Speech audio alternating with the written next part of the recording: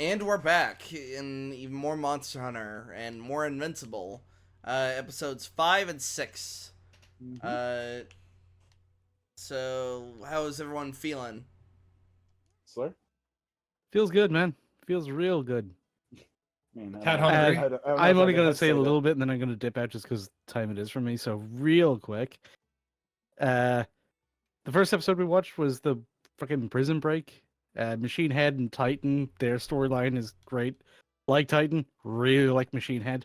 He's just an unrepentant fucking dick, which is kind of my favorite He's sort just of a character arc. shitbag. He's it's Yeah, so he's enjoyable. just a piece of shit, but he's a smart piece of shit. Like he knows people don't like him. He doesn't need them to like him. He needs them to fear him, and he needs to be able to work his situation. He's a straight shooter too. And then, He'll tell you straight up how yeah, he feels. main point of that episode, and you guys will go into this in more detail, like when I've left the room, and you can speak freely without living in fear of retaliation of how I'll ruin people. But the main complaint we had was just a thing we've noticed with Mark and his relative power to the things he's fighting. In the first couple of seasons, it makes sense. He's a rookie. He's new. He's fucking fresh. He's just not that good, and so he gets his shit rocked. He's punching above his weight. But with how strong he is now, how far he's come along, he's now punching above his weight in fights that are actually his weight, if not lower. So it does feel like he's nerfed so that the tension is always the same. And sometimes it feels a little bit artificial. That's just kind of a thing we've started to notice. Yeah. And then the episode we watched after that was the Jesse Pinkman came in as the new wrestler in the fucking WWE, cutting a promo for Sacrifice. Wrong promotion, but I got. Fair enough. I mean, I don't know, but I feel like Sacrifice could fit that thematically. And Yeah, I chose the word and Invincible Sacrifice. knows. Anyway. Yeah, Jesse Pinkman came in. This character has made Mark's story the most interesting it's been all season.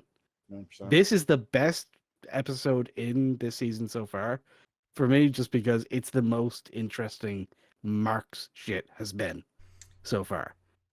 And it's just given him a lot to work with character-wise. Even more so than when he went into the future and like he had the freaking life lessons, all these moral quandaries. This one was just so much more raw, so much more personal, and so much better done that it just hit home a lot harder. Mm-hmm. So yeah, that's probably my favorite episode in the season so far. I'd argue it's probably the best episode in the series. But... Well, I guess we'll double back on that whenever we finish out the season. Yeah, we might do. We'll either do like final thoughts in the next episode, or it'll have its own like episode. So yeah, that's the best sum up of my thoughts, and I'll leave you guys to it. Yeah. All right. Have a good night, man. Have a good night. See ya. Bye. Goodbye. Actually, maybe not tomorrow. It is what it is. But yeah, episode 5. Do we want to give our normal plot summary, or do we kind of just, because we got more to chew on with this than we did with the previous episodes? Yeah, especially when it comes to conversation. But I still think we can get through both of them because because that was this was pretty heavy shit in episode 6. Oh yeah. So it's gonna be a little hard to go back to episode 5. However, I do think that episode 5 does has some fucking crazy shit on it. I appreciate what episode 5 was trying to. It was trying to show the consequence of Titan's takeover, and then this thing called the Order. Okay, the Orders might need a bit more of an explanation because I don't know who the fuck they were, and I'm like, I don't think This is the first time we're being introduced to the Order as an organization. However, the influence has been there. Like what Machine Head says is that once you thought you got from under my thumb, there's always a bigger thumb. Yeah, that's... And it's honestly like it's nothing like crazy either. Like a super powered society that fucking runs the underworld. Like it's pretty bog standard. They're the supervillain supervillain mob, essentially. It sounds basically, like. yeah. It's an easy way to fucking summarize it. And yeah, they're pretty scary. However, there is actually something. I'm glad I pulled up the episode on my other screen because I was actually trying to remember something, and there is something I do want to say because this is a bit plot inconsistent or power inconsistency. Yeah. So you guys remember how episode 5 starts? Yeah. It Well, I mean, episode 5 in and of itself starts with the based daughter describing what dinosaurs actually were. So Shush. Like, no. Yeah, actually, that is technically right. Yeah, fuck it. Yeah. He's correct, but I'm never gonna give you credit on dinosaurs. He's out of line, but he's right. How dare you? We made the joke of like the fucking clip from Dragon Ball, like, hey, no, just calm down. Don't Never.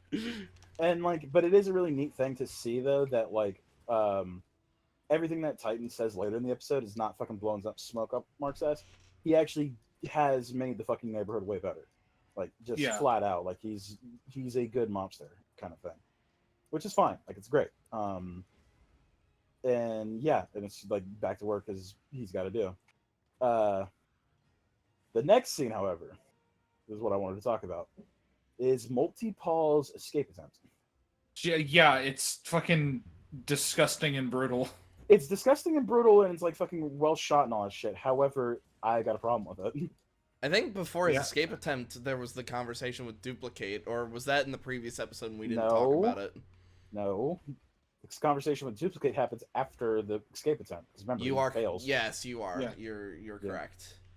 So, an issue I brought up when we talked about episodes 1 and 2 was Dupli-Kate and Multi-Paul have basically the same power. Yeah. They can multiply themselves, but the experience that all of their other selves experience is translated over. It's like fucking Naruto's fucking shadow clone shit. Like he makes a clone of himself. The clone is not technically real in a sense, but every single clone experience transfers over back to the Prime, which they reference Kate Prime literally one time in the entire fucking series, but that is basically the name of like the Kate 1. If you notice, she has like numbers on her fucking chest. Show that. So there's a point like to show the point is that there is a point where they're it's after the Guardians of the Globe's funeral, and Eve comes back and she sees Kate coming out of the shower by herself, and they're having a conversation, and midway through the conversation, Kate gasps. Yeah. Because, well, Rexplode is doing stuff to her in the bathroom, and that's how he's Rexploding. Yeah. Shush. But that is like the very fucking like first shot we get that she truly feels the pain that the other Dupli-Kate feels. Well, and that and like the fucking whole war with the Flaxens, but yeah. Anyway, in the fight where Multi-Paul is fighting Rexplode,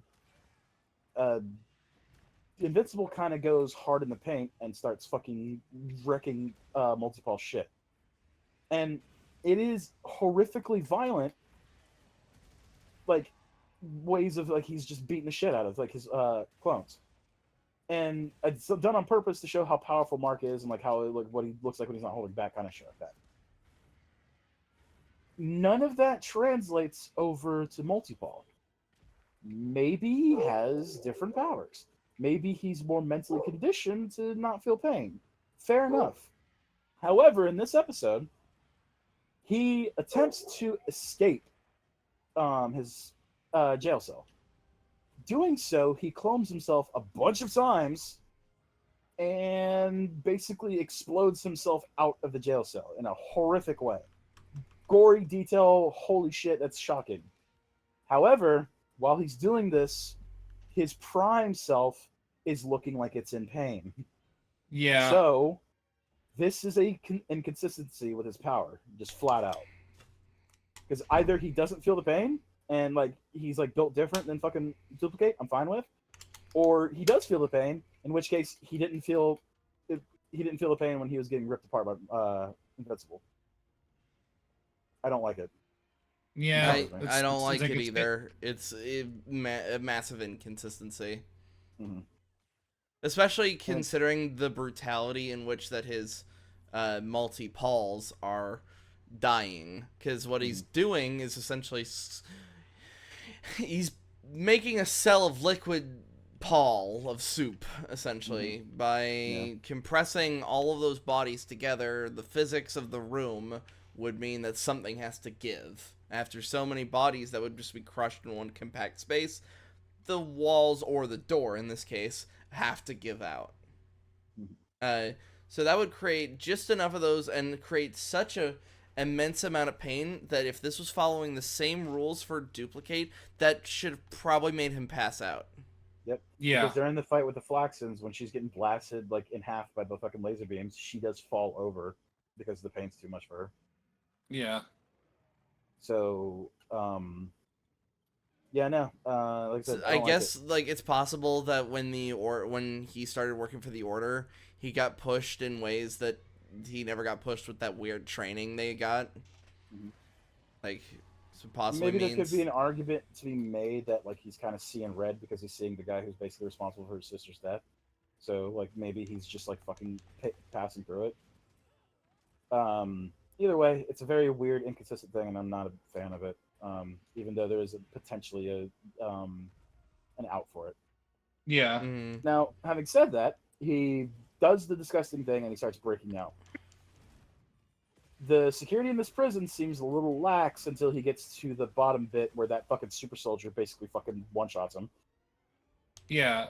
And I don't know why he didn't have the collar on, you know. He should have had that, like, in the beginning. So, there could be the argument to be made there. However, I feel like in the following scene, I don't think it's 100% excused. However, there is a point to be made that in the background, Dupli-Kate's been talking up her brother. And I think in that regard, he's been allowed to... he's been given leniency. Exactly. And now that, like, he tried to break... Oh, shit. Trying to cut the tail, sorry. You're fine. But, we're trying to kill it. I know, but I want the tail. Because tails... You can fucking sell tails for... You can sell tails at the Woodwoods. Yeah, so, like, I do agree that things should have been on his neck the entire time. However, there's potential for, like, it costing resources, and they don't want to spend them. And once again, I feel like his sister was talking up, like, his potential good behavior. Because she was trying to basically turn him into the fucking one of the Guardians. And then, into a hero. Yeah, but I think at the same time, just, you never... It's safety protocol. What? So what's the? Well, the safety protocol also just had the guy just beat his ass. I could have sworn True. there was. I could have sworn there was a different prison. Like what was the There prison was. that the Maulers that were in season 1? Because I could have sworn you see multi-Paul in the background. I'm like, how come? Like I know he broke out, like, and that's how we have the fight with Rex and Invincible. But I guess they didn't put him back, even though they put the Mauler twins back in that prison. So why did they move them to this new prison? Well, they did put the Mauler twins back, but then they also didn't. Well, the Mauler twins actually technically escaped at that point. So because they also break out because of Angstrom Levy. This is true. But yeah, they did get put back in there. I don't know. There is a thing to say like prisoners should be like moved around if like there being like problems for shit like that. There also could be influences because remember, fucking Liu makes it a point that he wants to get multiple out. So like there could be a thing that Titan maybe had a transfer like in the fucking background because remember when he arrives at the prison, they go, "Oh, what's up, boss?" Like the fucking guard says that to him. What is the vertical, boss? How are you doing? Shut the fuck up. What is going on? My gamers. What is going on? Looks at hand, boss. It just shows that I'm posting the event, by the way. What? Okay. Yeah. Also, so after he gets his shit rocked, we also get to see Dupli-Kate, and Multi-Paul. We get like a brief look at their potential backstory. Their dad maybe been abusive, or maybe he went crazy. Because he had to deal with fucking twins who could fucking multiply. It sounded like the implication that they were very much getting from that flashback was that he just lost his fucking mind, and because of just the hard life he's lived, Paul took that personally. Yeah. Yep. Because he didn't know what to do. The way it's framed, it does feel like Paul is mad at him because of the fact that he just basically abandoned him. Yeah. Because like the fucking dude, I just pulled up the scene. The dad looks fucking broken. Like he looks, and the kids are just all having a fucking gay old time, like fucking making shit. You know what I mean? Like, the guy lost his fucking mind and thus was taken away. Yeah, taken away, and then the government took him because that's the government do what the government do. Superpowered individuals are scary, especially when they're children. You got to make sure fucking get that shit locked in early. Make sure they're not a fucking horrible person. Thanks, guy. And it's kind of funny because you can technically get both things, where you have both you either have Dupli-Kate, who's a hero, or Multiple, who's a villain. Who's just this not unfeeling psychopath, but he's a utilitarian psychopath. He's an assassin. He's just He fills that role to a T. Yeah, because Kate's strike, you should feel bad, and he's like, I just won't be here long. Yeah, they'll let me out, or the order will get me. The order will break me out. Yep, yeah. I'm too valuable. They won't leave me in here. Like, he views it as very matter of fact, because, like, goddamn, they try. Mm-hmm. I also like the line that it's like, you're a murderer, and it's like, so are you. And it puts a thing, and it's like, right or wrong, they are technically both, like, killing at the orders of others, so in a way, they are very similar in that regard. You could argue that Kate's doing it for good, but at the end of the day, what they are doing is what they're doing. Mm-hmm. Probably the best scene that we all loved after that, though, is after that horrible sibling bullshit, we deal with some other sibling bullshit, which is a lot more lighthearted, where Eve shows up randomly to have breakfast with the guys for some reason. Yeah, I know. She just shows up randomly because she wants to be part of the family. She's just in the neighborhood, it's fine. Yeah, just in the neighborhood, really close though. Really close in the neighborhood, and early in the fucking morning. But yeah. And then Oliver didn't even take any remote hint. They had a sleepover. Kick. Ow! Yeah. And I like that. It's Mark and Oliver acting like brothers. Yeah. I even like it before, like when he goes to answer a phone, you can just hear in the background, "Ow! Why'd you hit me?" It's fun stuff. And like I said, it's a nice reprieve from like the other stuff that happens. Yeah. So even Mark decide they want to move out, so they need money. The way they do that is make up a business where they're going to be superheroes on retainer. Invincible Inc., which is the name of their business. Yep. I have two thoughts of this. One, got to make money. Got to do what you got to do. It does kind of feel a little icky that a superhero is... Yeah, morally grey. Like, is working thing, but like it's also your retainer, so like you're technically doing good because you're fucking protecting the Yeah, kid. I wouldn't call it morally grey. In fact, I think not even that. I'll go full capitalism here. Like they technically can, like within reason, of course, do whatever they want. I mean, they can do it, but have you ever heard of another superhero that does that? I can't remember. Yes.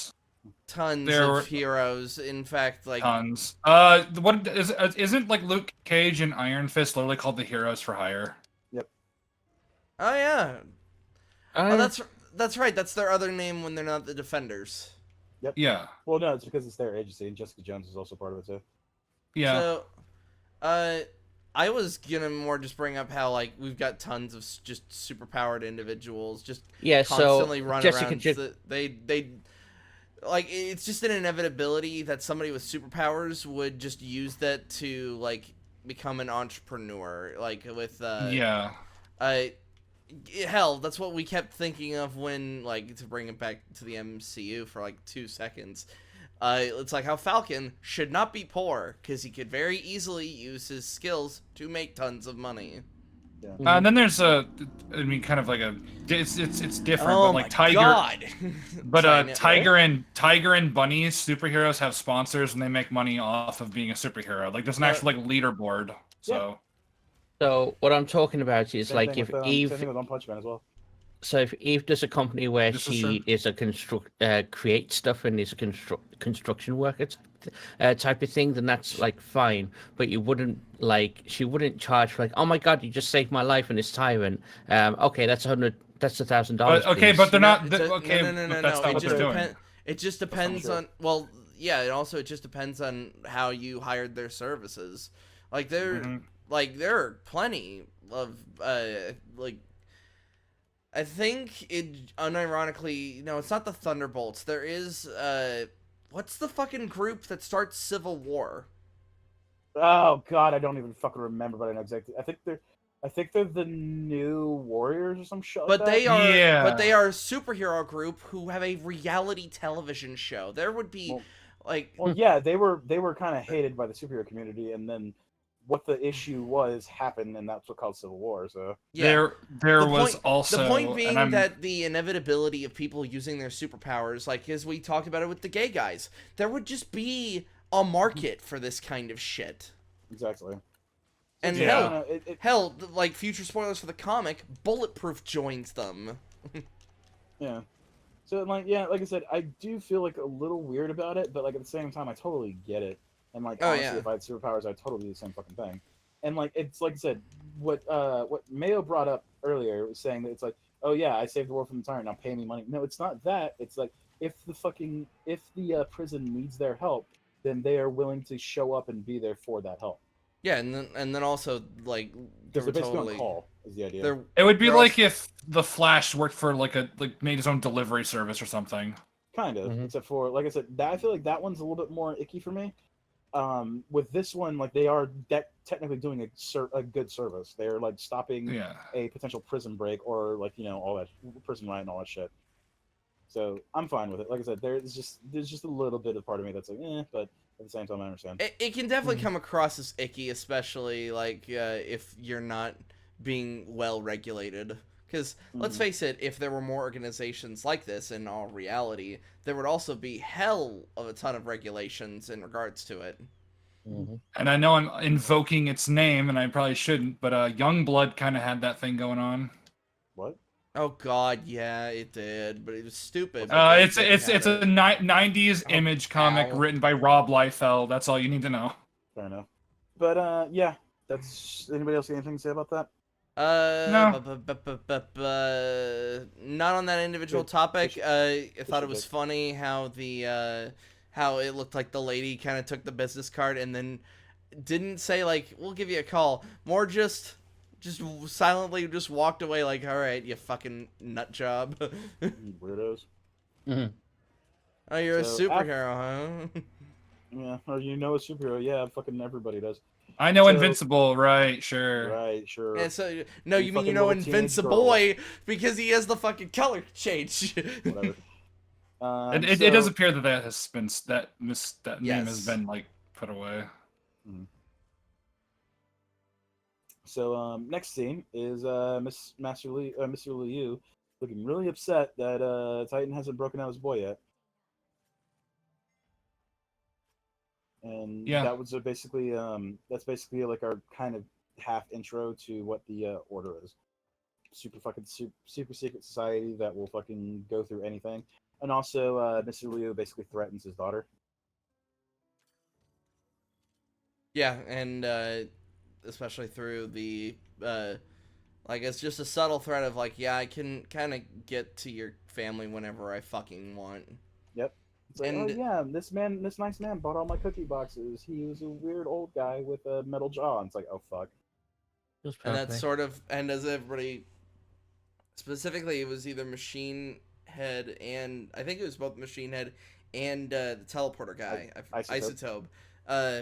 They were both just like, he crossed the line. There is no line with these guys. Yeah, these guys are these are bad people. They don't operate over like the cross the line. What are we? The fucking mob? Like no, fucking Machine Head goes, oh what? Call fucking HR. They really take complaints well. Yeah. Yeah, because it's not like the old school mob like where they had rules. No, this is some dark shit. Dark shit. Like very much willing to kill some kids. 1,000,000%. So yeah, after that, we get some scariness because Oliver ran away.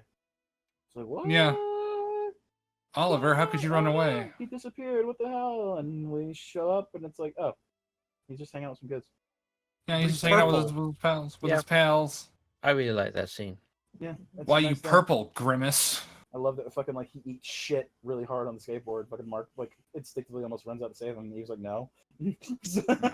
I mean, yeah, because to be fair, like gravity just simply doing its job, probably just he looks like all scratched up, but it's like that probably didn't hurt like at He all. like he like literally shakes it off. But Well, at the I same think time, it's though, not. it's just it's his brother. He fucking Yeah, Yeah. of his course, brother's of okay. course. It's like when kind of necessarily not a great example, but when like that one guy and the boys threw a can at Ryan, it's like, yeah, it's not gonna hurt Ryan, but that's not the point. Yeah. You fucked with my brother. Gravity, Yeah. I'm coming for you. Fuck you, gravity. I'm starts coming for hitting you, the wall. So Yeah. and then there's this scene where some bullies show up and yeah, Mark is pretty He's a bit worried Fairly- Oliver's gonna fucking kill them. yeah. But Eve having faith in the boy like shows off and it paid off, thankfully.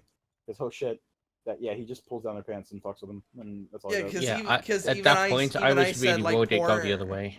That's Yeah, why I dude, said same. like poor impulse control and super strength don't mix well. But it shows that what Siller was saying too. I'm sad he's gone for this, but he is correct that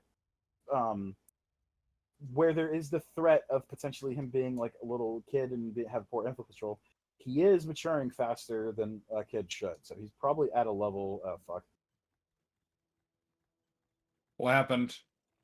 My game crashed. Oh, It's fine. well, I mean, It's no Just- worries. I could probably jump back in really quickly. So just keep. well, keep this talking about it. Anjanath is frozen. Yeah, it's because I was the host. Okay, and there we my go. game crashed. Yeah, give it a second. But no fuck. So he is aging quickly, but like he is have like powers and he's young, but it's showing that he does have like some maturity as well. So it is showing some bit of character growth and restraint, which is important. So yeah, that was nice for them to see see that as like a family. And yeah, just he reports back to Debbie and says, yeah, he's just chilling. Yeah, because yeah. they just want Oliver to have a childhood. Exactly. And it's impossible because she's fucking purple and superpowered, so it's gonna be hard for him to have a normal childhood. And yeah. Next bit is a bit of a side plot that I really appreciate. And we're gonna have more to say, I'm pretty sure, by the end of either this episode or next episode. Double check. Okay, it's the end of the next Yeah. episode. But God damn it! it's Shrinking Ray and Oh, the Explode having a little date. night. Yeah. Yeah. It was So sweet fucking moment. cute. It was fucking really cute, and I love the Like- fucking fact that they stole that wine from an Immortal, and like it's really shit because it's like a fucking 300 years old. Yeah, because you can't just leave wine to there for a long time for it to be good. You need to move it every now and then, like turn it. I don't know anything about wine other than it goes in my body. Okay, because you're not refined. Well, actually, you know what? Exactly, because I'm a psychopath that just drinks. You see this? take This that, is sir. alcohol. I drink. Yeah, I just see Slur the and I subtle- are the alcoholics of this group, okay? I just see the subtle notes of I just want to get drunk. This is the faint notes of alcohol, along with the subtle note of alcohol. So that that happened. It's really like I said, it's a really cute scene, and I really appreciate because they Agreed. basically get like a scene an episode, and it's really nice. Well, it's because they have a really like there is just this really interesting C plot that is just essentially the former teen team like kind of realizing their place in the world. Well, it's actually not even the team. It's actually just Rexplode and Shrieking Ray basically trying to figure out like their own places. and Oh, that's things. right. I keep And then- forgetting Ray was not part of the teen team. Yeah, it's well, and like it's also like I said, we don't see Bulletproof, we don't see we don't see Rudy, we don't see Monster Girl basically talking. It's literally just Rex and Tricky Red, and Yeah. because like in the previous episode, like I said, they're trying to fuck. In the previous episode, they're just trying to fucking grocery shop. They're just trying to be normal. Also, I just realized the fucking guard who greets Titan, by the way, is fucking. He's reading Seance Dog. Yes. So, Oh, you didn't just notice to- that? Yeah. Just a very, very, very general thought on Rex for this season. Obviously, no Just- spoilers beyond what okay. we're saying right now. But That was They a put in fucking, a lot like, more work careful in- moment, man. yeah, Yeah, I know. Are they putting I actually don't trust man at this point. no. I truly am not going to say anything that's not happened at this point. But Okay. as far as I can tell, they're putting a lot more work in him. Is he more? Is he being written a lot more mature than usual? Or am I just remembering his character wrong? No, He's no. just had a bit of a thing called a character arc, especially after getting shot in the fucking head. Like Yeah, he's it had might to have think knocked about it might have knocked half the asshole out of him. Right. Because there's the shit at the beginning of the fucking I mean, season when he's which like, is just when he's like, realistic. he's like, nope, I would have freaked out at that stupid little thing, but I'm maturing. Yeah. Well, no, because that's a real thing. People who have like a near death experience in this case, changes like you. it's superhuman. Yeah. Like it fucks with you, man. Yeah, I mean, it's good to see. It's just it's weird to see that with him. But like we've always said that Rex Blood, like so yeah, you weren't there for the couple sessions. We always said that Rex He's Blood's fucking he's great the character. audience like surrogate. He's basically Yeah. he's basically the fucking insert for the everyday. His man. PLB. So, That yeah, and honestly a commentary on kind of superhero media in general when we talk about the next episode. Mm-hmm. So yeah, Titan goes in to go see fucking Machine Head, which, God, Machine Head's so much fun. I love And that guy. he's worn down.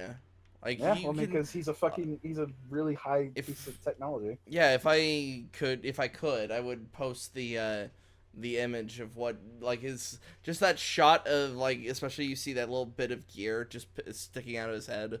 Yeah, he has to like fucking slap it back into place. And Sight loss. What the fuck? the Oh, okay. yeah, the voice is fantastic as per usual. Yep. Shout outs. I always forget his fucking name, but he's let's see, where is it at? Jeffrey Donovan. He is the main character from a TV show that I fell in love with called Burn Notice, about a spy who Oh, that basically guy! got fired. Yes, that's who it is. That's Machine Head. That's also like I know about Burn Notice. Bruce Campbell's in it. Yeah, Bruce Campbell's in it. He's got Fiona, the fucking little Irish chick, who's his basically his ex and shit. Yeah, it's a really great show if you haven't seen it. Got the SNL skit. What is Burn Notice?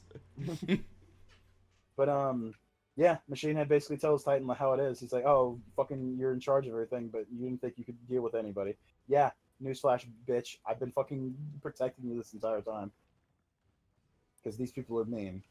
And we actually kind of skipped over it, but there is a second scene with Isotope and Titan just talking and like thing, and Isotope brings up that Machine Head has been gunning for Mr. Leo's spot for a while. Yes. So it kind of starts to put, and like the way the scene ends with Machine Head and Titan talking, is that there seems to be some more of the conversation going on. Yeah. Which we immediately cut to Titan fucking with the prison and Mark having to go because he was basically giving Debbie the rundown and everything that Oliver was doing. So he shows up. Titan and Mark have history, which I appreciate that they fucking reference. It's like, by the way, I owe you for almost fucking dying. And it's But, like, you know, yeah, you fair do, enough. asshole. Fair enough. And yeah, fucking also It another show- another callback too is when they start flying together. This is still some bullshit. And it shows Yeah. that he did indeed improve his neighborhood. It's not like one of those things that he says he improved it, but it's still like a war zone. It just happens to be good for him. No, he fixed it, man. Like Invincible gets to pet a dog. Yeah. There's two important things that this thing shows about Titan's reign. So it's basically saying that, dude, if you don't help me, if you don't let Multiball go, somebody worse will take over, and this shit will literally go back to the way it was. Like, Yeah. in a sense, you would basically be almost responsible for this because like you're not going to help me with this. And Mark thinks about that, but he's like, no, like I can't let him go because he's a fucking murderer. So you need to go to jail too. Now, like what Wyatt said, we do see the neighborhood is better because of Titan's performance. But then Titan runs away, and he basically does this really elaborate scheme to basically wear a dark gray hoodie and some sweatpants, and he pops out of a sewer grate, and there is just a shitload of people wearing the exact same outfit, which shows that not only is Titan basically fucking run the neighborhood right, he also commands a lot of respect. Because there's like fucking 50 people there, all wearing the exact same outfit. Do we all look the same to you, smart. heroes? Yeah, motherfucker. But it's a very smart fucking thing, showing that Titan's actually not a fucking not a dummy. On a side note, like just in general, I was so happy to see Titan again because that Titan's was really cool. Titan is like had probably one of my favorite episodes of season 1, and then just a laughable moment for myself and Max as like so season 1 has that moment where there's that guy tries to stab Titan, and we just hear the fuck, which is a fucking, we've heard how many times through, not only through Kitty's videos, just YouTube poops in general. YouTube poops, Gmons, all that shit. Yeah, like just we've heard it everywhere. I also fucking fell in love with the song that's like basically Titan's theme song is "Make Way for the King."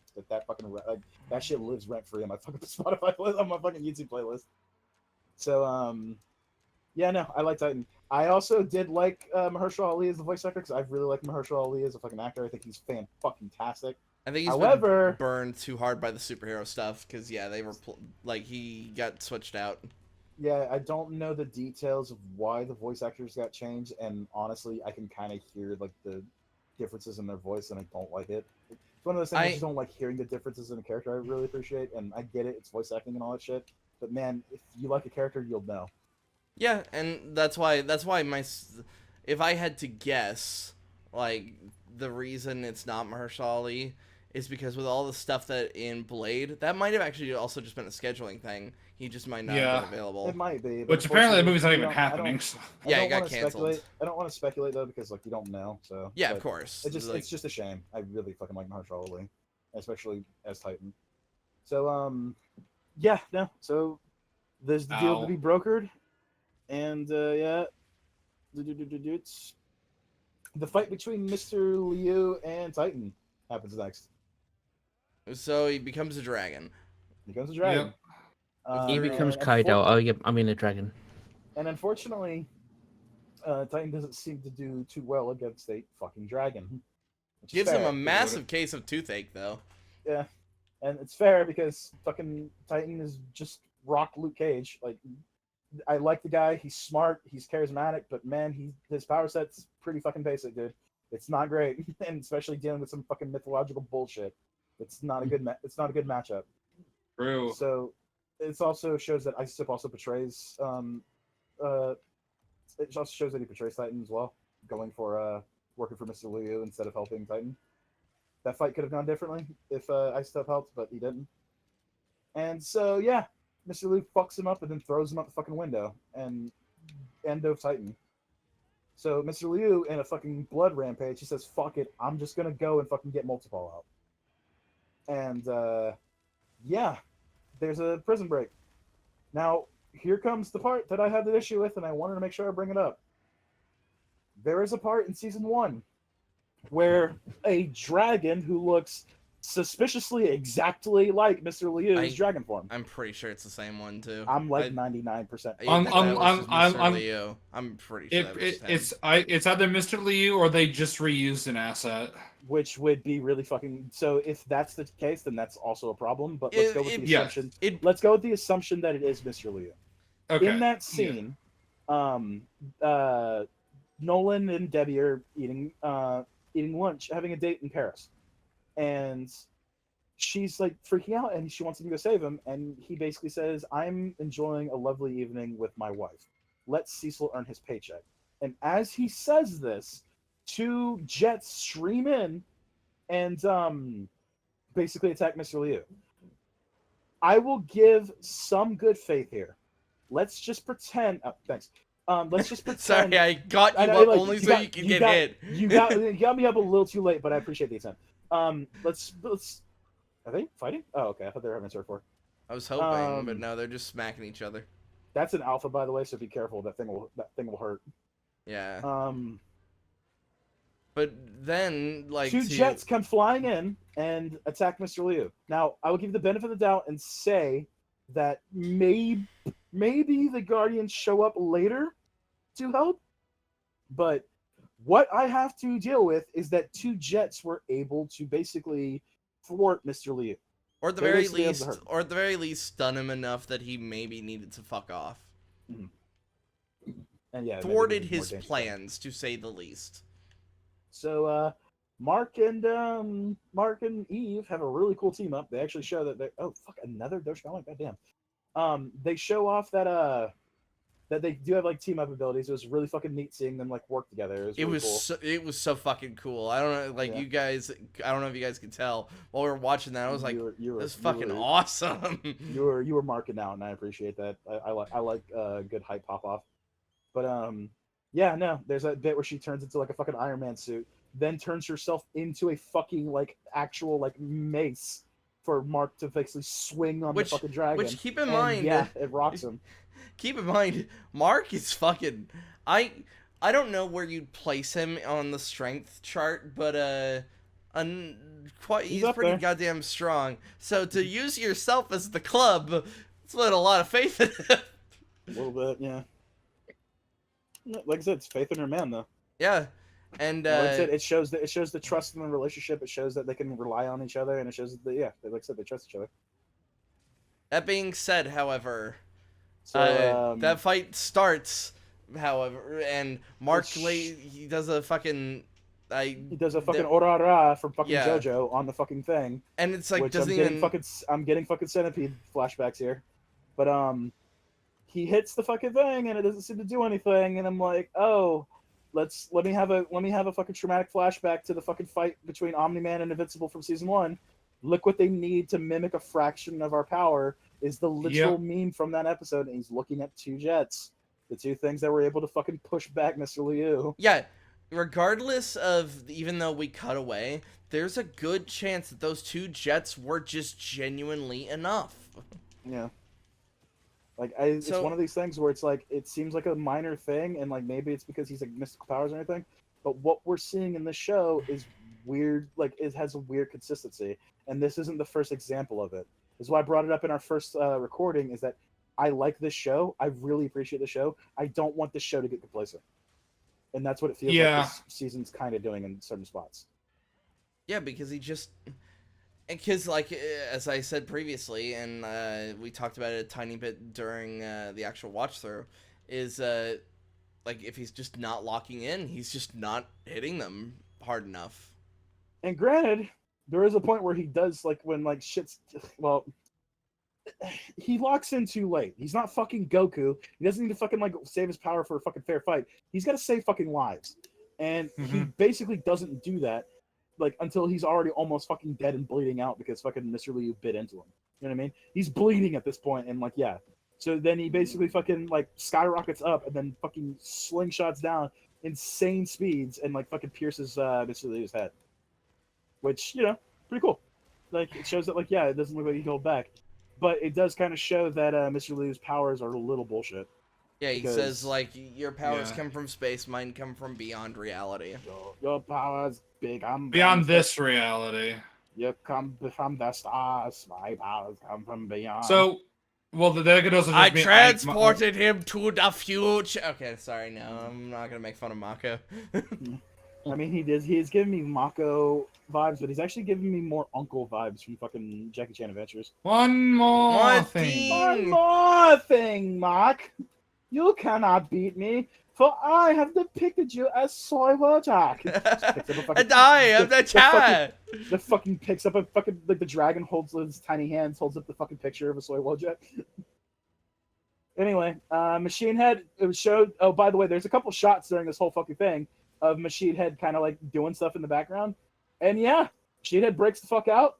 He has fucking ice teleport Great what's his name? Wall. Great Wall has him teleport Great Wall like into the sky, and like he teleports back, and you see in the background him just falling onto a building, which I found really fucking funny. Which was, and then we later find out like that probably didn't even hurt him. That didn't hurt him, but unfortunately, like he dropped him. No, he has a broken arm.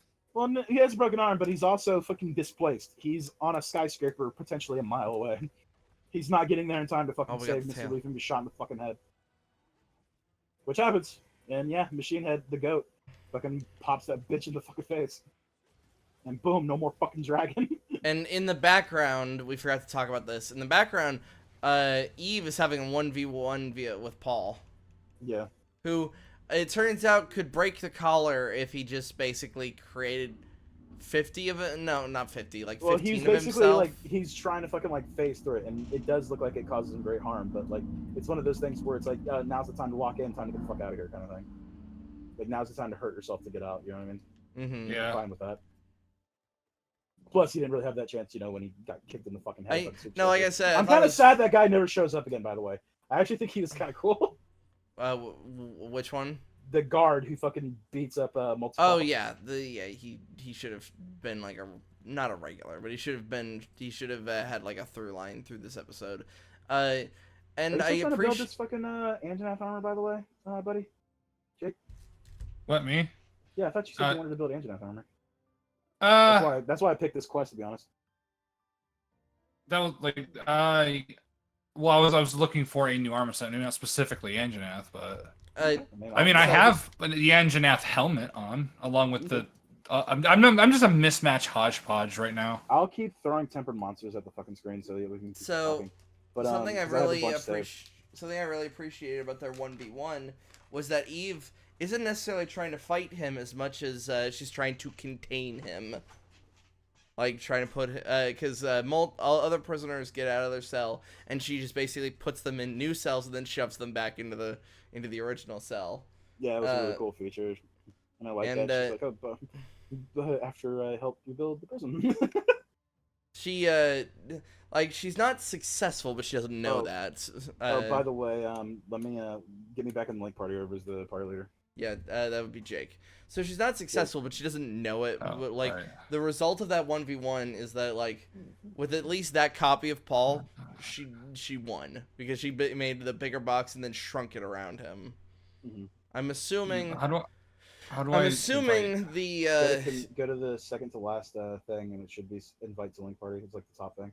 This is headcanoning tisms, but I think it lines up. I think the Paul that ended up walking away was part of that pile after when he tried to escape from the collar. That just laid there, waited till he had an opportune moment, and then just walked away. Well, yeah, that's the thing. He was the prime, and that was the. I think it lines up enough. Especially with the ending, which was fucking haunting. Is that real quick to jump to that? Is that at the end of the episode, the post-credit scene, it shows Dupli-Kate walking out of the locker room, and she walks up to her locker, and there is the cutout. I don't know what that's called. Where I don't know what it's called either. You fold a paper multiple times, and you cut out a figure of a kid, and then you spread it out, or like a human body, and you spread it out, and it's it's like a bunch of people, and yeah, it's a reference to their childhood and shit like that. I can't invite to link party. Then it's Wyatt who's the party leader. Yeah. It said Vivian. Okay, hold on 2 seconds. Once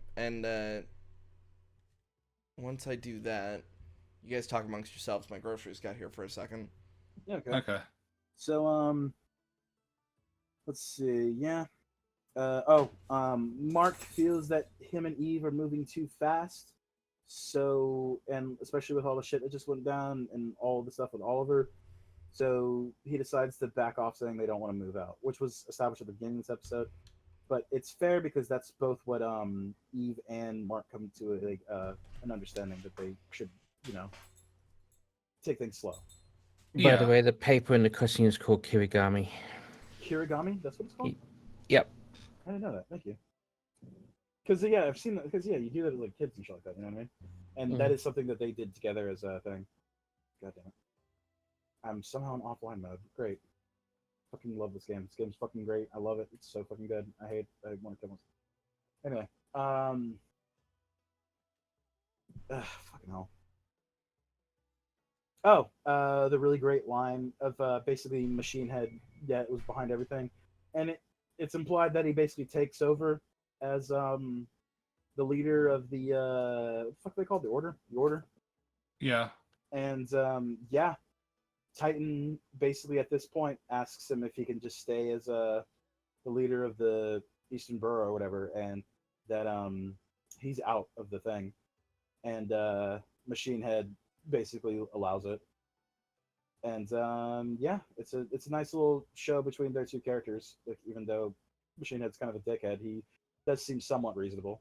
However, he gives a really fucking threatening speech to him, as if you ever do this shit to me again, I'm going to drown in your daughter's blood and then wear your wife's skin while I eat her heart. And it's like, oh, okay, damn.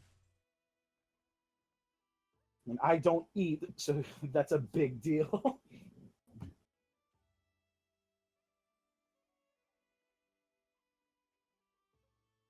And yeah, the post-credit scene of that is the Dupli-Kate thing. Yep. Yeah, that was the episode. I don't think it was that bad. Hey, this is episode 5 again. What the fuck? Well, I wouldn't say this is the weakest episode though. No, it's not Definitely the not. episode. It's not the weakest one. No. Wait, hang on. Was episode 5 the one Battle Cat? No, episode 4 was You sure? No. I'm talking Ye- about season 1. season 1. I can't remember season 1. I might have been. I think it's like episode 6. I remember there was a fucking reputation of one episode in the show that was always like weird vibe. That is not this episode, and I definitely would say it's not the next episode. Kind of want our fearless leader to return because we want to talk about that, and also I need another invite. I'm here. I need another invite because for some reason trying to join your invitation fucking kicked me into offline mode. Don't worry about it. I mean, now let me just right into the microphone. Hold on. Oh yeah, I love a good can of water. Water. Yeah, let's see. Open your bottle of wine. Oh, I have the friendship jewel. Is that the one that allows? Oh really? That's a wide range thing, so that's actually really good. Yeah, I'll equip it. I like the Just engine gotta- armor for completely wholesome reasons. Just gotta Hold chug on. it. Just gotta chug Hold on. half an Arizona in like 0.3 seconds. Wait. Might join you. There you What? go. Oh, It So, it didn't pick up. rate my drip. Rate my drip. All right, we interrupt this program to bring you Drip or Oh, goodness. Drown. Okay, that's just a half-naked woman, and I'm here for it. You know what, Jake? For your fucking crimes against horniness, I challenge you. Get over here. Okay. Wyatt, you be the officiator. Go. Wait. So A and B go back and forth between two. It looks like they're Get the fuck even. out of the way! You're blocking the view. Get out of the damn way. Oh, I didn't realize that it. oh, I didn't know. I didn't really know how to do Just put it. that woman in her place. Let's. Well, I go. didn't really know how to do it. so- I Oh, know, I'm fucking with you. woman. So yeah. No, All right. So I won't give you any buffs. do I look like I need them? I was gonna say, do we even need them? I absorb mean, most they- hits that I Wyatt take. might. Okay, so it's like, do we even need them? But like buffs or no buffs are worse than actually getting buffs. So it doesn't matter if you need them or not. Let's hunt this guy. We just hear that meme in the background. That's just supposed to be Jake in the background. So issues that I've had with animation up to this point. No. So issues I've had with this animation up to this point. It does feel like, because remember we talked about the keyframe thing in the fucking first episode and how awkward that was. I feel like this episode just straight up fucking ignores all that shit and they put all of the budget into this episode. Yes. Yeah. This is where the money went. I think this has the potential to be the best episode in the entire series. I know that you guys haven't seen the next two episodes, and I'm not saying the next two episodes are bad. They're actually fucking a lot of fun. But this one in particular, it really captures like true like mania, Oops. I guess you want to call it. I don't know, Mayo. How would you describe Multiplex's like Powerplex. psychological state, Powerplex's state? Yeah, I'm sorry. I would, I don't. yeah. I don't think it's So mania. I I think would it's say, manic. I would say that basically when it rains, it pours, and it has been broken down so much that he just can't take anymore, and he's just out for revenge. Yeah, he's just kind of gone fucking off the deep end, but that comes up later. I But think it's a but really basically, good. it's not like he's just gone crazy. It's like you see that there's a lot that he's gone through a lot more than most people anyone should ever have to go through. Yeah, definitely. Come inside this bubble to heal yourself from poison. Thank you. I honestly, like, I think it might actually be a better example of manic behavior, because he'll be angry one moment, and then like as soon as something like with his kid happens, he well, no, he'll be angry. He'll be angry at first, but he'll also like break down in tears. Like he'll be like laughing and like happy, like fucking. He has mood swings to rival Gollum. Yeah, and it's You really could probably call it PTSD, maybe. Yeah, I guess so. Well, it's because the episode starts with him hanging out with this fucking thing. I know. It's funny. I battled this thing in a previous game on the DS with the shitty camera controls. I hate it. All right. He's an old return. Sorry. I don't know what happened. Sorry. It just blew out my fucking ears. I'm like wondering why you got so fucking loud. Yeah, it's because I'm having PTSD flashbacks. I apologize. It's because Discord's gay. Honestly, like that's just what it is. Like he was fine on my end. Okay, you can't block it, Wyatt. Well, I was in the middle of a wyvern blast, so like I just. Well, that's a skill issue. I couldn't do shit. So yeah, no. So to give Powerplex his due, his name is Scott, and he was a person who lost his sister and his niece in the fight between Omni-Man and Invincible.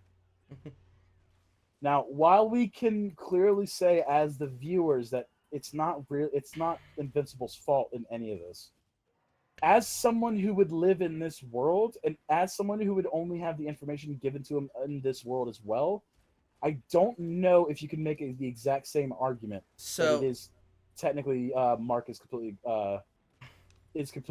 innocent here, and if you remember, he's been doing it for potentially years. He's been there for potentially months, that he wants Mark to stand trial. He doesn't want him to die. It's a very different thing. And his violence is a means to an end to basically get Mark to face justice, not to die. At first. Yes. And I would argue, so my whole thing with Scott is that I understand where he's coming from, like especially with like the situation, like the very absolute beginning. But once we find out he works at the GDA and he would have more information on the situation, he kind of refuses to accept that Mark is just as much of a victim as to what Omni-Man did as everybody else. It's just unfortunate. Mm-hmm. Like, the difference, however, being is that he was able to walk away from it. Mm-hmm. Like, a lot of people did not. Yeah. Including the world's worst superhero, Immortal. Yeah. Like, he technically died for a moment. There is a bit of survivor's guilt that could also be incorporated into it as well, with the fact that he wasn't like there, and even though he is seeing pretty much proof that Mark wasn't 100% culpable for the thing. Once again, I want to point out that it started out not wanting to kill Mark. He wanted Mark to face justice. Yeah, that's the thing. We're seeing a man who's slowly losing his mind to his trauma, to the point that like that final conversation, he doesn't care about any of the victims after that. He just wants him to suffer. I don't know if he doesn't not care about the victims. However, in his warped mind, everything is Mark's fault at that point, because basically he's Mark lost is it. Mark is the only one there who is responsible. I guarantee you, if Omni-Man was still around, he would actually be blaming Omni-Man. but Yeah. Mark is the only representation of his trauma that he can deal with. Yes. And so, yeah, that gets worse. That's certainly as we not progress helping through. his case. Yes. Yes. And once again, it's like, well, like maybe he's like the thing. Yeah, but he's crazy. Like he's kind of like lost his mind at this point. Like nothing, no like reason. And to really has touch a him. wife that like is just as kind of crazy as he is. Mhm. Because once he's filming his WWE SmackDown promo, He's not filming it at the I time. know he's practicing it. rehearsing. I know. The way the Yeah. angle though is what made us make I'll that joke. fight you at WrestleMania, bitch. Bitch! By the way, he's playing possum. Back up. Oh, He's playing possum. He's going to I- hit you. Back up. yeah, because it's still a flashing skull. We didn't get the camera. Have there people actually fallen for this? I have Why? because Oh, okay, I didn't well, have he's dead somebody there now. to tell you. You would have probably kept swinging if I didn't say anything, and it looked like y'all were. So the fuck. Like, Well, yeah. By the I time you thought he realize- fell asleep. Because Yeah, I by didn't the realize. time you I go- thought he was asleep, Yes. and I was just gonna. Yes, that's keep what I'm hitting just him. saying. Yes, exactly, bitch. If you didn't, bitch. If you didn't. No, if no, I meant. if I didn't, but you're if I saying didn't that warn he's you- playing possum. Like I was just like, yeah. Yes, I you kind can of- sit there and wail on him, and it doesn't do any damage to him. Oh, that So- part. I Yes. thought I could power through it. Sorry. That's No, what... you cannot. He will fucking pop up and do like one more hit on you. So yeah. Okay. Fun fact. That's the thing about this fight. Bitch. Anyway. Because that's why I kept swinging. I was just like, yeah, I'll just kill him harder. I'll just have to swing harder. So, oh, and it's this is one of the first times in a hot minute that, like, because it was the beginning of season 2 where we start to really talk about Chicago, and then it's kind of laid to rest for a little bit, and now we're finally, like, Mark's having a real conversation, especially with Oliver about it. I'll be right back. Because Mark has not had, like, he's had time to heal, but, like, at the same time, as he said with Cecil, kind of didn't bury the information, but he kept him from thinking about it. So he's kept him busy, so he hasn't had a 100, like, he's healed pretty much, like, around, like, 75%.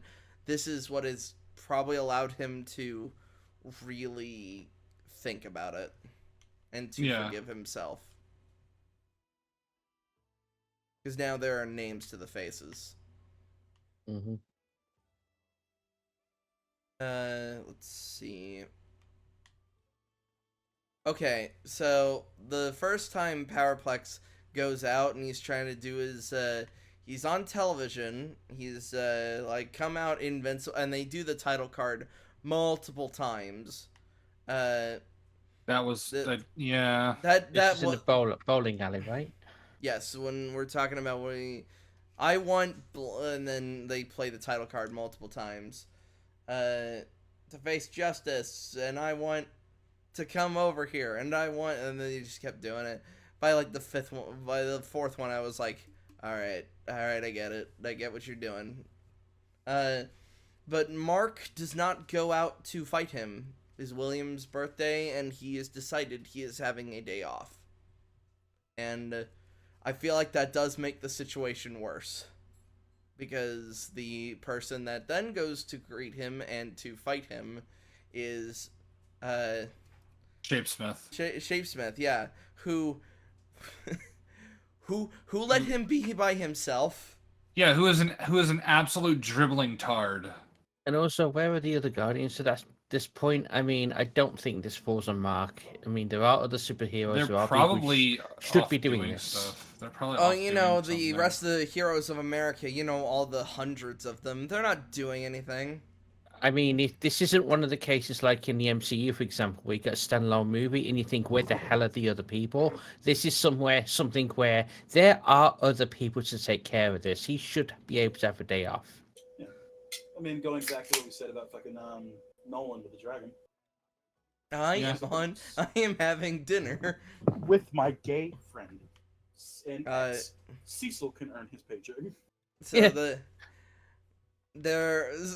so yeah, my only real thing is, again, who let Shapesmith go out by himself? Yeah, I heard that.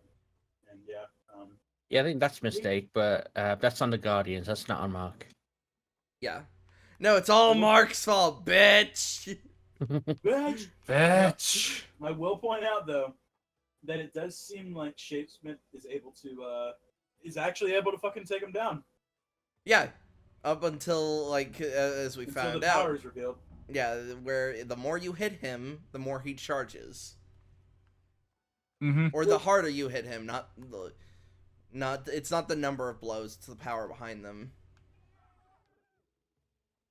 Which I want to point out, it's really funny that we talked about Civil War before. Because do you remember the character that actually has a very similar power set after they bombed the fucking school? I don't know his name. I know who you're Crossbones? talking about though. Penance. No, he's not talking about the movie Mayo. He's talking about the actual comic. Oh shit, yeah. Okay. Basically, so real quick rundown, man. There was fucking bunch of little shitty fucking like borderline teenage kids who were like running around fucking filming, like, look, we're a superhero group, and they start fucking with the supervillain who's literally minding his own business, and he just happens to be like walking by. This supervillain's only ability is he can explode, but he's not doing anything. They decide to fuck with him for views. They fuck with this supervillain next to a school, Mayo. Okay. Yeah. It doesn't go well. And for some reason, this event pisses off pretty much the entire world. I don't know why. Also, Yeah, side note to that, it's hilarious to me that a supervillain is just minding his own business. Well, Yeah. and I'm gonna state just like a minor thing of just that story. That's the biggest explosion Nitro has ever been able to create. Mm-hmm. He is not capable of an explosion that big, and like I think somebody's theorized like he hit a gas main like next to the school. Like that's the only reason as to why it was that because he fucking atomized every like a good square block around him. Yeah. So one of the characters, his name was Cannonball. He was one of the heroes with the reality show.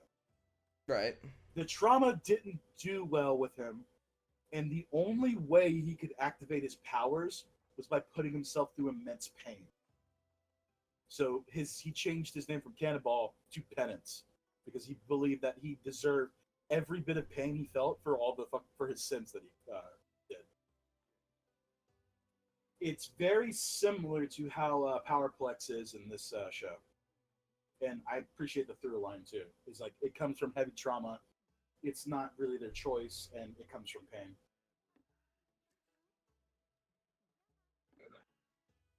Penance is one of my favorite characters, by the way. He's a really fucking interesting character. Yeah, I find his concept fascinating, especially after the events that is Civil War. Sorry, I'll get a thing. Sorry, I was trying to eat. But Shapesmith beats it. Oh, he even transforms into Invincible, thinking that would remotely help the situation. Well, again, Shapesmith is a retard. I mean, this isn't Sanji and Alabaster. This won't work.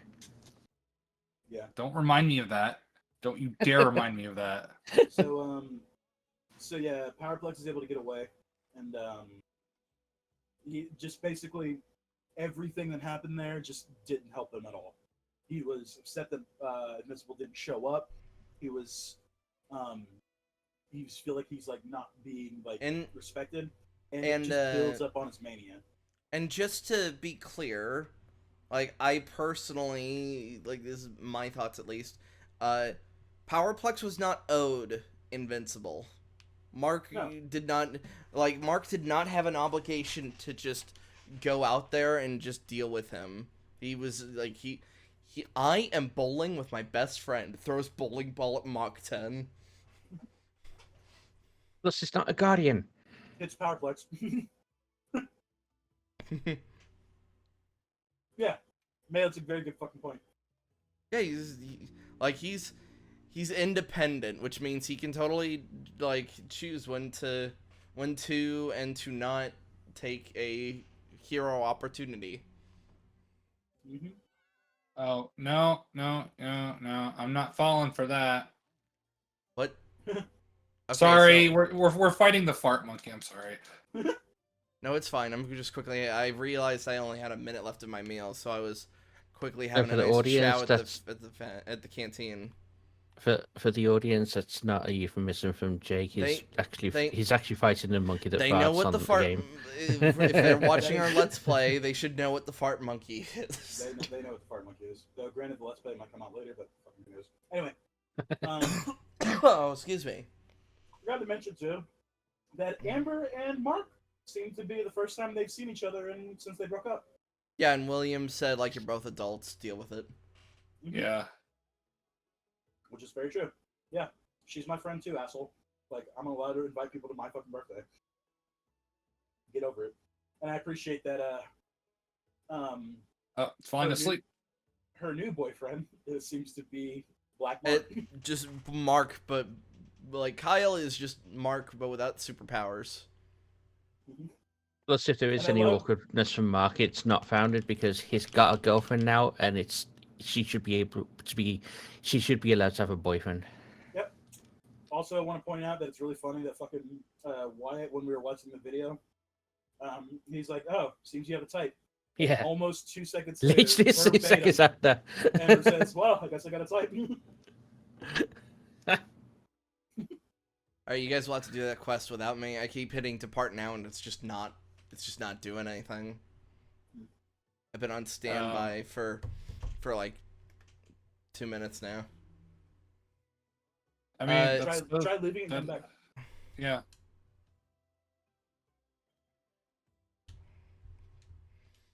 So let's see. They don't so now they got to get to Chicago for the memorial, and I mentioned a lot of the stuff in regards to Mark's trauma, and they have the conversation with Oliver about Omni-Man. We get a nice little joke with Paul, the normal guy. He's like, "We're taking the car," and Mark is just holding the car like he's fucking. Well, they just fly through the sky, and he is shitting himself while Oliver's flying around, and Mark starts to chase him. Yeah. And Paul's just sitting there, just like, "I'm gonna die." And then he's like, and then Debbie just gives, of course, the mom look, and he's like, "Fine." Do it for me, Oliver. Well, But, we I just love that. Like, it's really silly. we also did. I think we also kind of maybe skipped the conversation of Oliver going like, "Will the Earth forgive my dad?" Yeah, Oliver kind of talks about how, because of him being half Thraxum, he does have a lot of memory of like when he was an infant. So he has memories of a Nolan flying him around the palace. He has a lot of things in relation to it, and he's like, will they ever forgive him? And I think it's fair to say that in all reality, there's a lot of people that would not forgive Omni-Man for what happened in Chicago. No. Very easily, yeah. He just, like, I don't remember, like, they put a number to it, if I remember correctly. 2000. No, not to the lives lost. I think they they even said, like, they destroyed half of Chicago. Yep. To destroy half of a metropolitan area and only get 2,000 people killed is a miracle. Yeah. What's the average population? I remember somebody else did it for a video. The average population of Chicago is like downtown Chicago is about 220,000. Yeah, and yeah, so their death tolls. Sorry, let's not say death toll. Let's say their casualty list is definitely up there.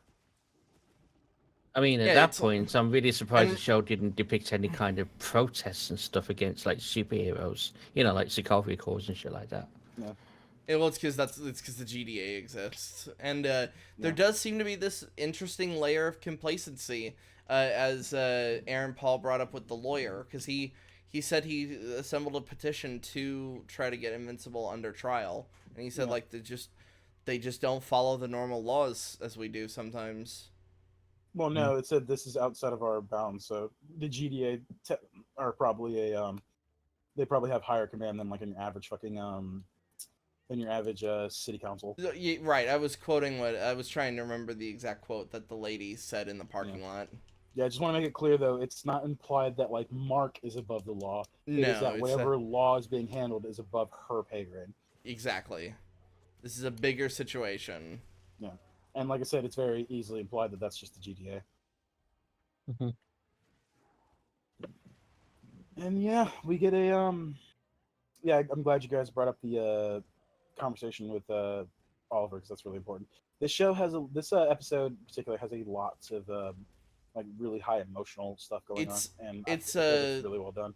It's bringing a lot more of the accountability conversation than at least Marvel did with one movie and then just kind of forgetting about it in general.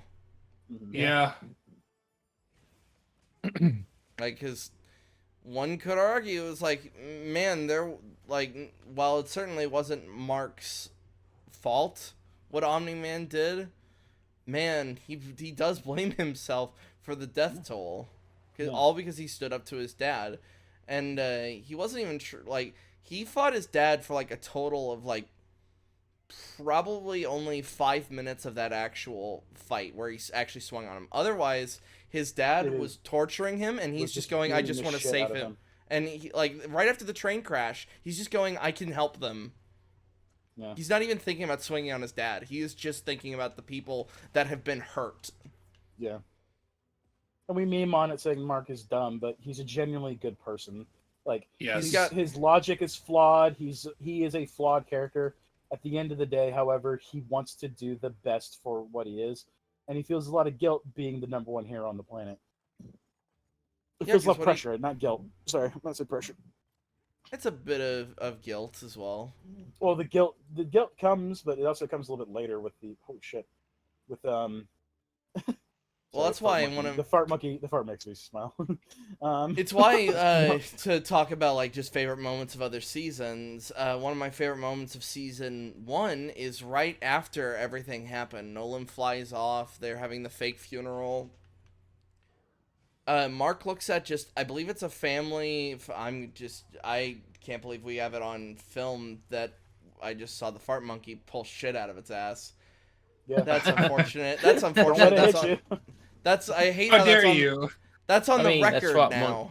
That's what monkeys do. You can find it on. Well, I mean, Discovery Channel. Yeah, but at least do we look like the Discovery Channel? Yes.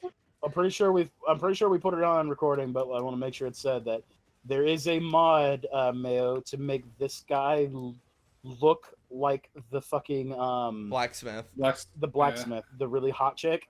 And like the cutscene that shows it off is just her like fucking whipping around and just going right into the fucking camera. Whoever decided to do that is a fucking monster. And if it does it when I'm trying to edit any of the recordings, I'll get a David Attenborough voice in there somewhere. Do it, yeah, that would actually be really funny. And here we have the shit monkey, the Kundalala. There's got to be an AI I can introduce for it. Yeah, hell yeah. Yeah, probably. So to quickly bring up something, one of my favorite bits from season 1, Nolan's flown off. They've had their fake funeral. Mark is just looking at either a picture of just him and his dad, or for a family photo in general, and he's thinking about. And he thinks about all the trauma that had literally just happened less than a week ago, and he just like doesn't slam it down, but you can hear the impact as he just puts that picture just down away, because it fucked with him. Yeah, he has a lot of complicated emotions. That's why, like in season 2, when he sees his dad again, like there's that moment of like pure fucking rage, and he's like about to hit his dad, and even fucking Omni-Man like tenses up because he knows it's coming, and then he doesn't do that, and he just hugs him. And it's like, oh, like that's still his dad at the end of the day. It's a very complicated fucking thing.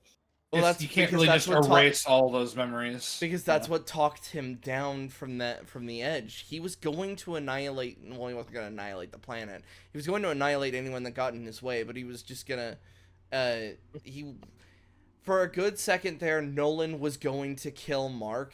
Gave him the speech of what would you do in 500 years, and all he said was, "I'd have you." Yeah. it's quite interesting. Like, Thanks, the relationship between Nolan and Mark, especially when we'll get to the following seasons, I think will be rather interesting as well.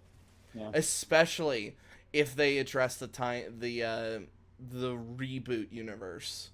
Yeah, we'll We'll we'll not get to talk that. about that, but it's We'll like we'll if get they to that do when we that. get to that. So for now, there is something else that happens in this episode too that I really appreciate because I actually like these two characters' dynamic. We see Rudy creating something for Monster Girl. Yep.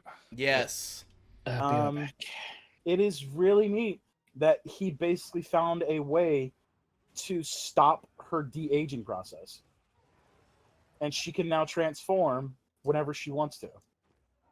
And once again, a lot of high emotions in this episode. She just breaks down and She fucking embraces. cries. Yeah, she's just so happy that her curse is no longer a curse. And Rudy, being the autistic weirdo that he is, thinks that she's upset. No, he And smiles. well, no, Well, like yeah. No, After no, she but- tells him. Well, no. Before he's like, I'm not trying to fix you because he knows that how much that upset her before. right. So, and yeah, when she embraces him, yeah, he's not fucking like, oh, I don't understand it. No, he understands what he did. He's not that autistic.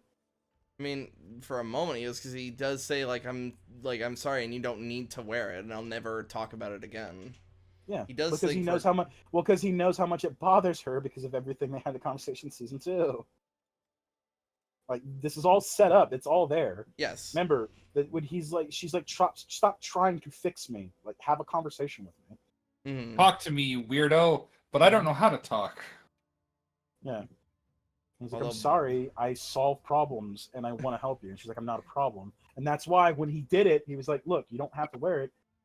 I don't want you to feel like I just fixed you. It's a really fucking sweet moment. And like I said, I really like their relationship and their dynamic. It's really cute. Yeah, and Yeah. I can't wait to see what their arc will be in the future.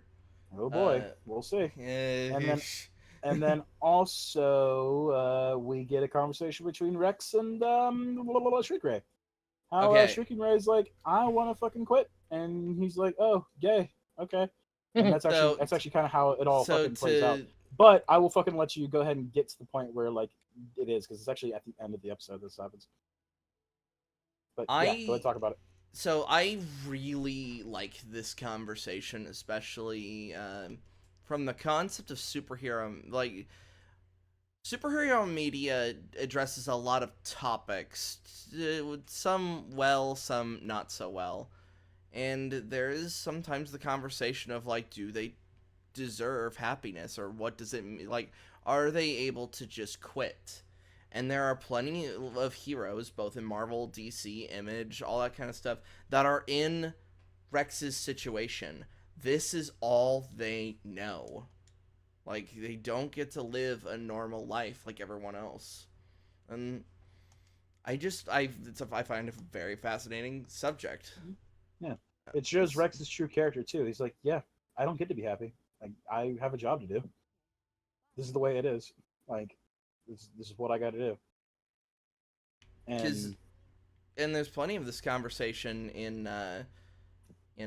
other superhero media, and that's like, for example, like does Batman, like, will he ever truly stop? And as we know, with his like fractured psyche and that kind of stuff, we know he'll never stop.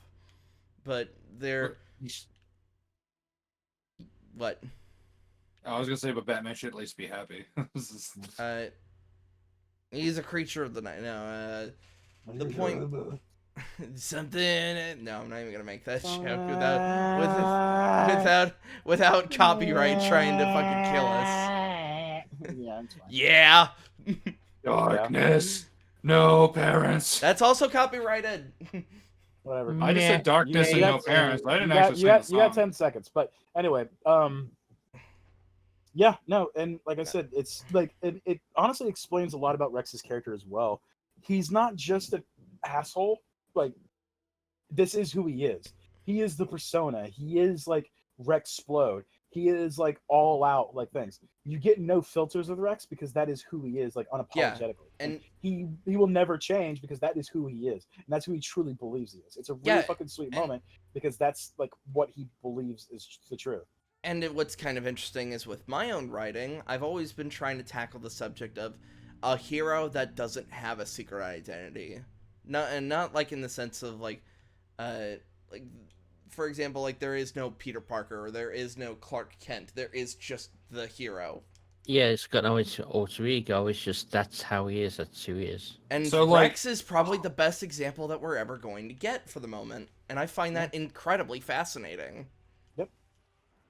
Like I said, he is not just a straight like asshole character. Like he is an asshole, but there is depth to this like assholeness, and like you see it very like vaguely until like he finally just straight up says it. He's like, no, this is just what I am. Like I put up this fucking face, I put up all this shit, because this is what I am. And it creates that divide between him and Shrinking Ray. Because she goes, I'm still going to quit. I know, and they have that hug. And they kiss. Come on, they kiss too. Well, no, like it's a very tender moment between like lovers. It's a really sweet thing. And possibly the end of a relationship, because that's only going to cause further issues. One that never really began, to be honest. Yeah, and that's the tragedy of it, because like Yeah. that's what like Rex says after they have dinner. It's like that was something, right? Like it's that was magic, not like real magic. 'Cause that scares the shit out of me. Scares the shit out of me. So. Yeah, it's like I said. Can like the, Rex is a can Rex the is a fence good character. stab, by the way, because it's standing right on it? Defense does not stab. Don't throw it up. Oh man. Well, does it have these you cool, know what? Why does it have these cool spikes then? You know what? I actually don't even fucking know. I'm gonna test So- it. No, don't hit it. Don't hit it yet. You. Oh, look at you with your fucking your webs. You got a wall. What are you bitch, gonna that ain't gonna do? stop me. Because Oh, we can climb the wall. I was hoping it would climb the wall because that'd be just funny. Yeah. Take No, one I step don't- on that rope and I'll cut it. How do we? Fucking pulls Canyon. One of the only times Bugs has been outwitted by Toon Force. I don't even know if it's outwitted. It's just like out fucking brute forced. But yeah, no. Like I said, I appreciate like Rex and Shrinking Ray's like little like half relationship that's happened here, and yeah, it's not over. There'll be more stuff, but that'll come later. It is very interesting to me how I didn't really care that much for Rexplode. It wasn't until, well, he got shot in the head and started having this epiphany that I was like, man, this guy's actually really interesting. He's heckin' based. Oh yeah, it's literally just like, wow, I've been a piece of shit most of my life. So I mean, it's definitely been written in a different way this season. I mean, you'd be kind of a piece of shit if you were bought by the government for a cost of steak dinner. Definitely would create some... He's trying to ruin my childhood, which already sucked. Unless it's a really expensive steak.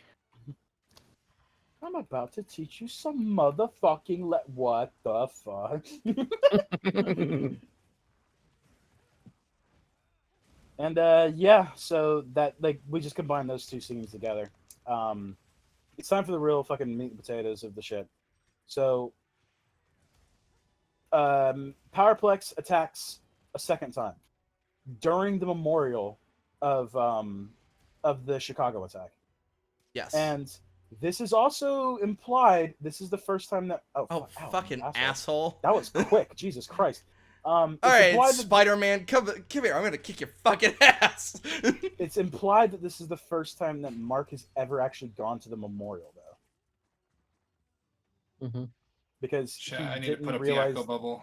He didn't realize the names. He didn't realize the amount of people and all that shit. Like, yeah. And he admits it later that he kind of shut himself down to all this shit to basically make it so he can protect people. And that, not that Cecil buried it, but that he kept him focused. And, like, Eve goes, like, that was one of the benefits he actually gave you. Well, she says that's the one benefit, but yeah. So she's clearly not fucking over Cecil at the moment. So to be fair though, like, he had a contingency plan to kill her man, so I can understand her being a little nipped. And like there's a good, like, again, there's a good chance that he would not have walked out of the Pentagon after if he had just not just been like, oh, don't let me keep you.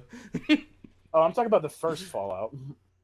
I get the fact that she'd be angry at that because, you know, it is her man, but I don't get the whole rap against Cecil because all he's doing all the time is just trying to defend Earth. I don't ever see anything he actually does wrong.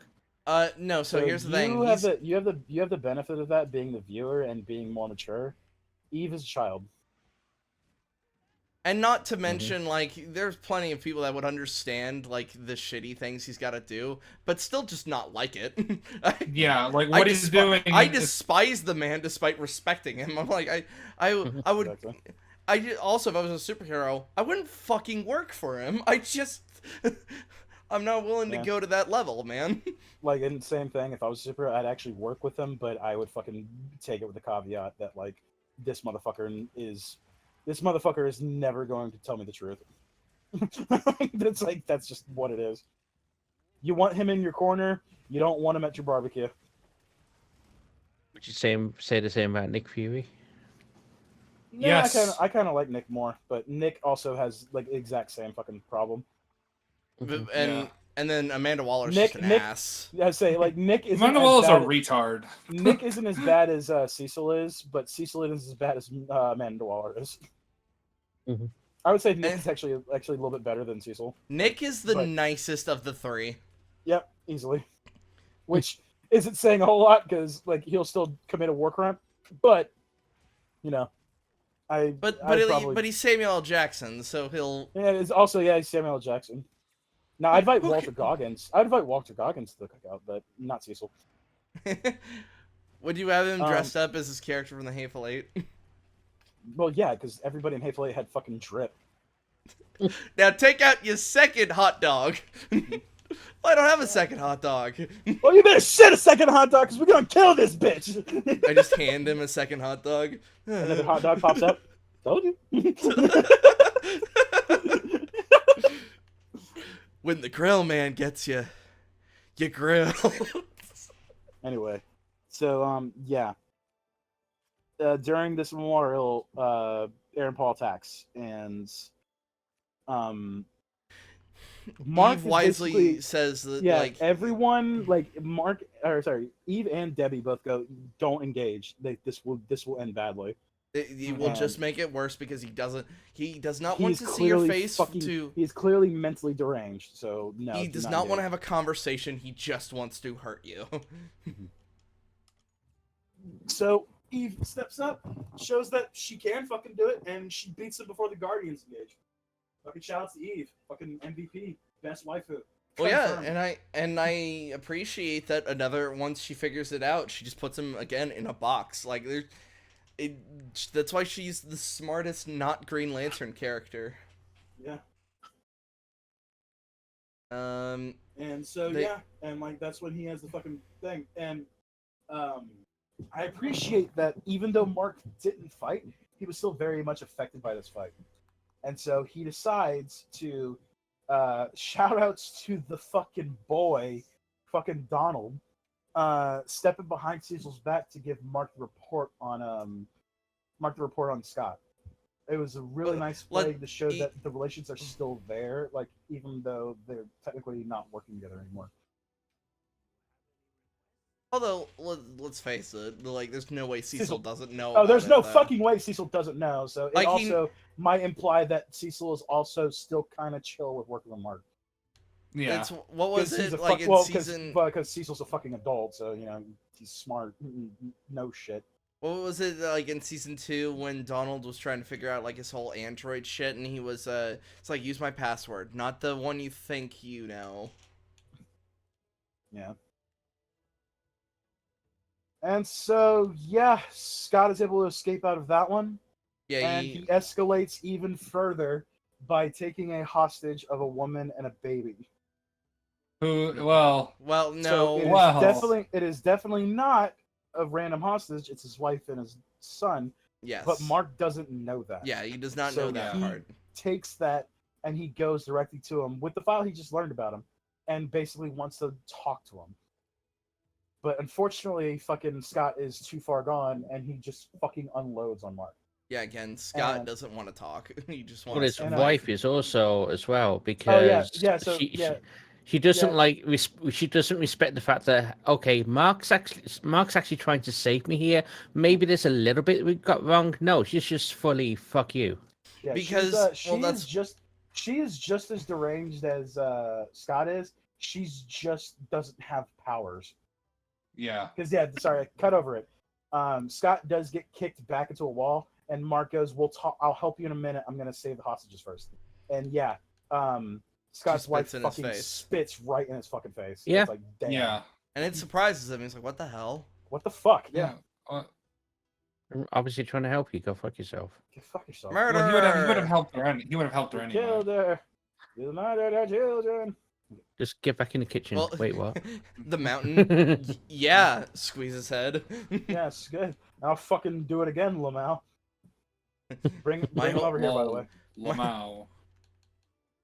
I'm sorry, Wait a minute. I was hanging out in this. That's on me. I was just hanging out in the forge. Oh, okay, that's fair. You know, audience, there's a good times where even I forget that we're recording. That's fair. But yeah. So he cuts loose and gives fucking Mark a hell of a headache. A good old zappy zap. And he that's- outputs so much energy. He That- fries his wife and child. Which And- holy shit! Yep. Yeah, I they was, they I hold think they were- back on that. I on wasn't that ready image. for fucking burnt I fucking didn't baby corpses. I didn't This think is- they'd go there. Huh? I didn't think they'd go there. Yeah, and well, it's the thing is like they're constantly pushing the envelope. We had this conversation before of whether or not it's too much, but Yeah. like I feel like this is one of those things where like you get to see like just the amount of like just trauma that goes through fucking Scott, and it just fucking completely shatters him, and Yep. he just blames it all on Mark.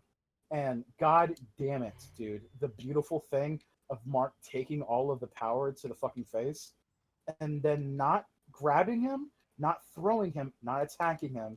Mark embraces him. It Yeah. I'm so gay that it actually is making me tear up now thinking about it. But it's genuinely a beautiful fucking moment. And god damn it, dude, Aaron Paul's fucking voice acting. He is just in fucking pain, dude. This It's- man needs to be in more things. Whew, Well, it's fucking because, like, hell, dude. any time, like, no, he needs a better agent. Anytime he keeps doing something that's not Breaking Bad related, it's fucking shit. Yeah. Except for Invincible, weirdly enough. Like, It's okay. Once Pedro Pascal goes away, he'll have more like, what's stuff. no, you know what he was doing? What he did Jake, in you the getting in middle here or of no? fucking Breaking Bad and Mania? He was like, I'm gonna do a Need for Speed movie.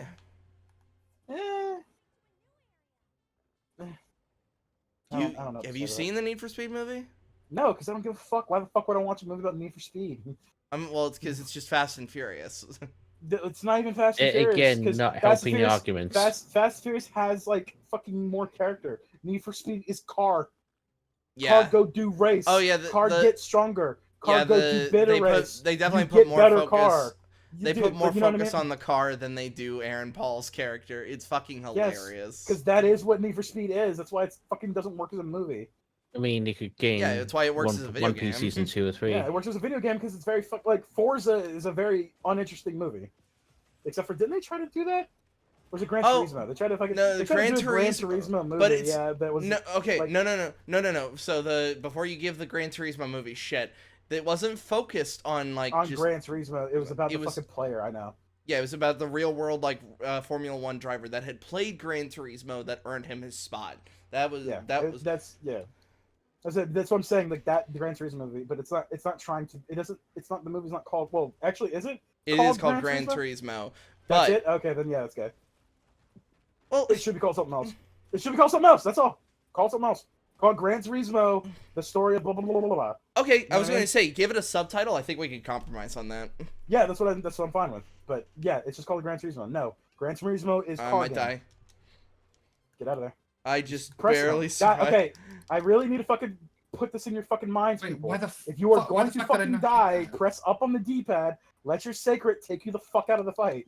No, that wasn't the problem. It was just like I was down, and I was like, I need mash to get up on the D-pad and get on your fucking sacred. Your sacred can pick you up off the ground. I Well, am okay. That part I keep forgetting. Yes. I it am is a sorry. 10. I did not. For thought some I reason, I can- didn't see the invitation pop up. No, you're fine. That's fine. He's just playing to play. Okay.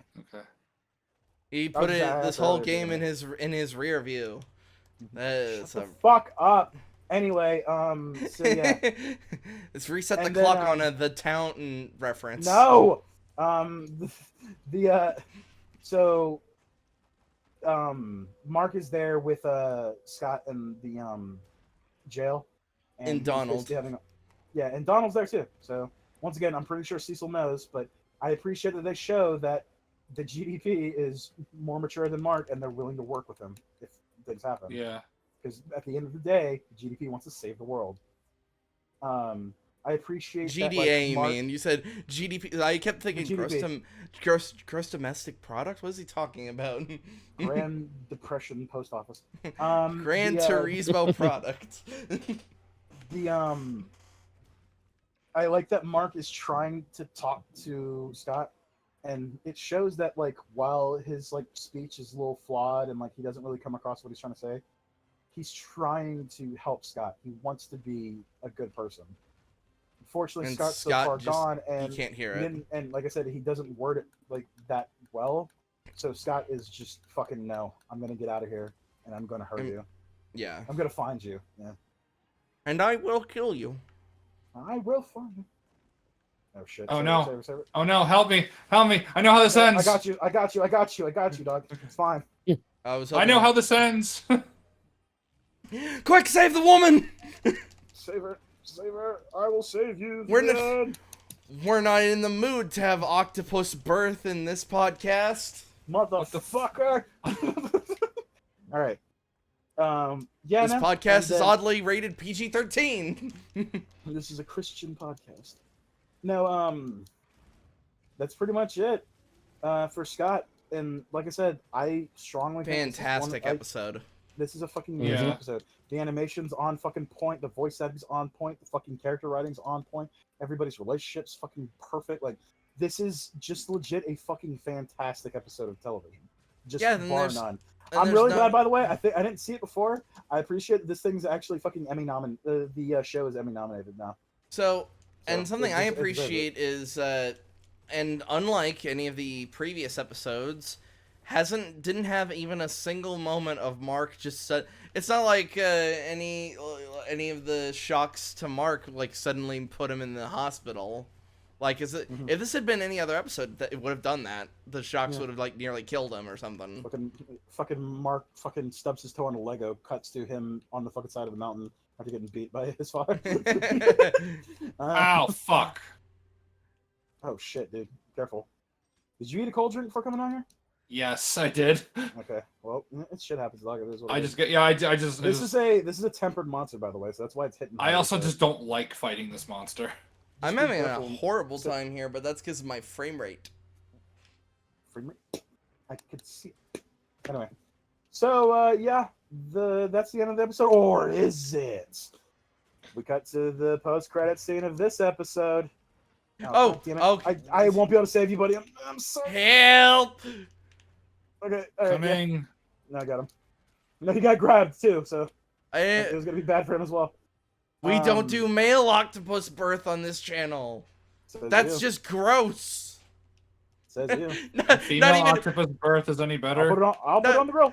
I love the idea. Not even because of age rating, because it's just gross. Yeah, it's yicky. I mean, I don't want to have to shit out an octopus. Like that's gonna take a hot minute. I mean, I could certainly take the penetration better than you, Jake. Shut up. Anyway. I'm a toon Anyway, man. I have the natural stretching fucking nerves. Please.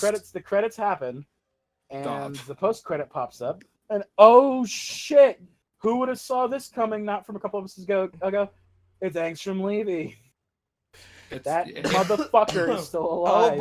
Oh boy, I can't wait to continue my grudge with the only good version of like this guy. I can't wait to continue my grudge with Invincible. So to help me take down Invincible, I've hired 30 Invincible. Wait a minute. I hired all the bad ones, which prove exactly my point. Wait a minute. That might. Well, oh wait. There's bad ones. Implying there's good. No, they're all bad. Yeah, it's fine. It's fine. All of us just going like, all right, you're just an ass. Thanks, buddy. You just. I don't know if you see. I don't know if you see me behind you. You actually blocked all of that fire for me. Oh, I did. No. It was. Just cut around to see me boiled within my armor. Yep. Thanks, bud. You're a real champ. No, if you ever have somebody who's blocking in front of you, Jake, in any kind of beam attack, they can actually stop the beam attack and stop from hitting you. Even that nice. fire. Ouch. I was like literally, I was behind him, not taking any damage. Yeah, maybe I shouldn't have worn metal armor to a thing that like Literally shoots fire. Described as the black flame. Yeah, I think it's a bad idea. Even though its flames aren't black. Yeah, but it is black. Shut up. Come on, dude.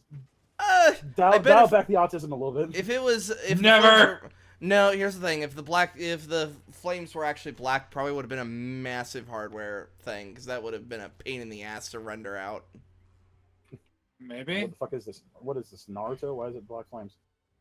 Well, it's no, it's Yu Yu Hakusho. No, it's Naruto as well. Amaterasu is black flames that are so hot. Yeah, I know. And then the Dragon the Darkness flame is also black flames. Oh, Shush. Watching fucking fucking weebs.